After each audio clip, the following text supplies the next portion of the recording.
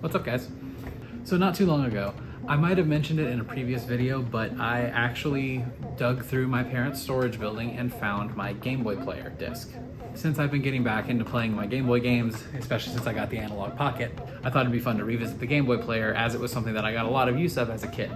The problem with doing that, though, is that I had forgotten that aside from a few of the games, they don't play well with an analog stick. These games were designed to be played on a Game Boy that has a proper D-pad. So an analog stick just didn't quite feel right. Then I remembered, hey, back in the day, I saw a controller that was made for the GameCube that was just the D-pad. There was no analog stick, it was just a digital controller. So I hopped on the Googs and I started looking that up. I believe it was this hoary digital controller here, but to find one of those today is horrendously expensive and just I'm not gonna do that. And then I heard about the company RetroBit and how they fairly recently came out with this, their LegacyGC controller. You can definitely see the inspiration from the Super Nintendo controller and from that hoary digital pad. And I thought, hey, this is a lot cheaper than trying to get that hoary controller, so let's give it a try and see if it's actually worth the money. So let's bring it over here to the desk, let's unbox it, and I'll tell you a bit about how I think it feels and if I think it's actually worth the money. All right, so let's give it a go. Now, with a lot of controllers like this, it's definitely a very simple unboxing. It is just cut some tape, pry it open, and you've got a controller. Now, it does state on the box that you get a 10-foot cable, which is very beneficial. When TVs got bigger, we started putting them further away from our chairs, so having something a bit longer to reach the console is very, very useful. That way we don't have to have the console plugged into the TV and then it so far away and just spread wires out everywhere. You can just have a long cable on your controller and call it good. And having said that, this is actually a fairly nice cable. It is nice and thick. It's a little springier than I feel like it should be. It's not super hard. It is very flexible. It makes me feel, it feels like they use braided wire inside of it, so that way it's a lot, you're not gonna have to worry about the wires breaking if you do this too much. I have the old Circa controller here that I did a video of a few months, about a year ago, just to do a little quick comparison. Now, the ends are about the same. Actually, they look to be identical, but as you can see, the cable on the RetroBit controller is a lot more robust than the one on the Circa controller, and it also has the little ferrite thing here to reduce any potential noise, which I appreciate. The actual controller, it's a little light. It actually feels a lot like the weight-wise and just the general feel of one of the lower end Super Nintendo controllers that Nintendo released back in the day, aside from, the fact that they gave it some extrusions back here to give you a little bit something else to hold on to. It's been a while since I held a proper GameCube controller, but the buttons all feel really nice. They do have a good bit of travel. The D-pad, though, feels a little mushier than I feel like it should, although I'm spoiled to things like the 8-bit Do controller here, which has just like the perfect feel. D-pad feels great, buttons feel great, but until we get a proper Bluetooth adapter for the GameCube, we can't use these and we have to use things like this. So it does include turbo functionality for the buttons, and I believe that works with every face button here. I'm not a big fan of turbo modes because that kind of defeats some of the original purpose of the games to me, but if that's something you're interested in, it does have it. It also has some different macro setups, which are labeled here on the back of the controller, which allow the D-pad here to function as a D-pad. It can function the same as the left analog stick, and it also can function as a C-stick. So you can actually use this to play proper GameCube releases.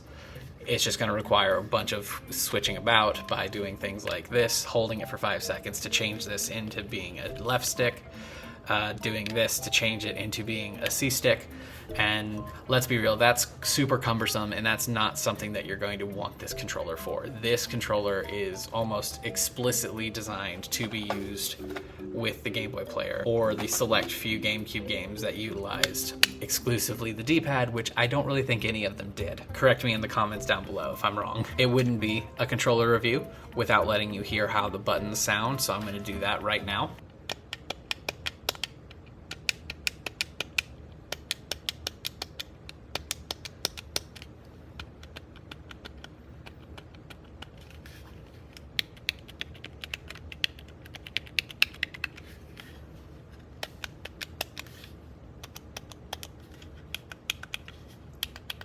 It does also have 2 Z buttons up here. I don't know why it does that, because this is marketed to work with the GameCube and the Wii.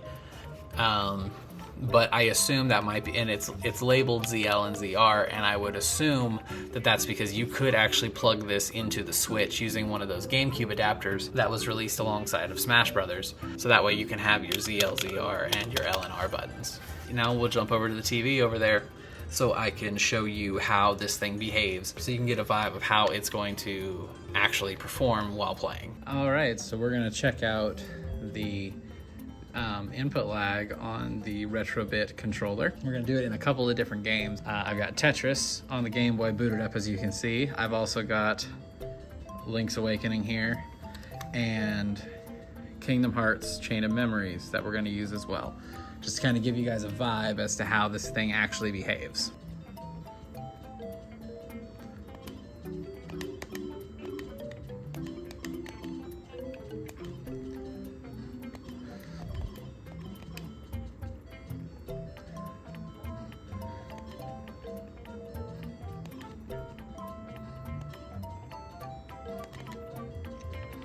All right, we're gonna swap games now. Moving on to a Game Boy Color game now, Link's Awakening DX.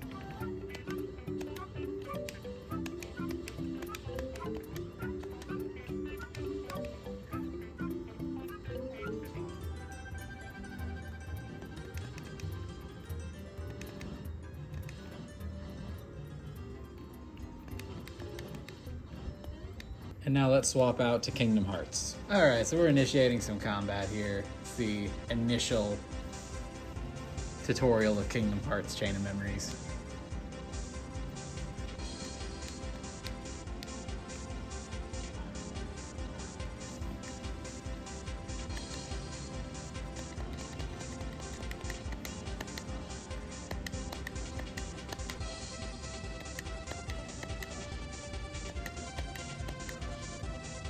So yeah, it's actually not bad.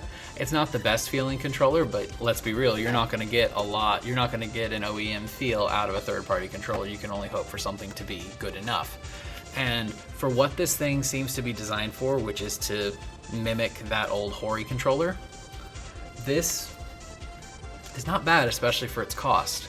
Oh yeah, I never actually said how much it costs. You could scour the internet, try and find one of those Hori controllers and pay well over $100 for one of those. Or you can get this guy on Amazon right now for $20.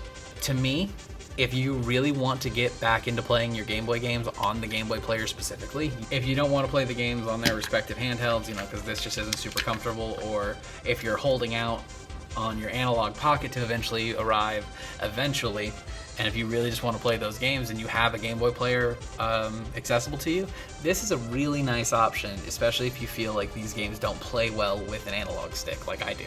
But yeah, for 20 bucks, I think this is actually a pretty decent controller, and if you have a Game Boy player, this is definitely something you should consider adding to your controller collection. But that's just my opinion.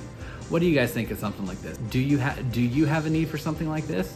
Has this been on your radar, or did you just learn about it and are actually considering getting it now? Let me know your thoughts down in the comments. I'd love to hear from you.